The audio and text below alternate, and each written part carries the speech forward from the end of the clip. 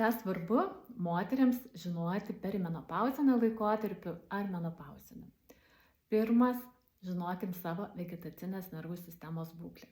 Jeigu esame pastovioje įtampoje, kontrolėje, kabutėse bėgime nuo tigro, dauginimosi funkcija yra tikrai nereikalinga. Kūnas eina išgyvenimą, tai kiaušidžių kraujotaka, aprūpinimas maistinėmis medžiagomis, antioksidantas tikrai labai nukentės, turėsim išankstinį kiaušidžių senėjimą.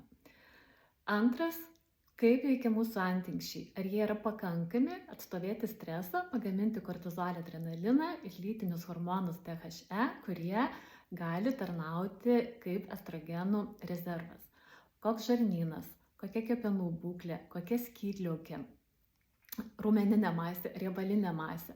Žinant save, pažįstant, gali susidaryti labai aišku planą, kaip aš toliau gyvenu, kur skiriu prioritetus, kokius papildus, kokius vaistinius augalus naudoju. Čia endobiogenika tikrai labai padėtų.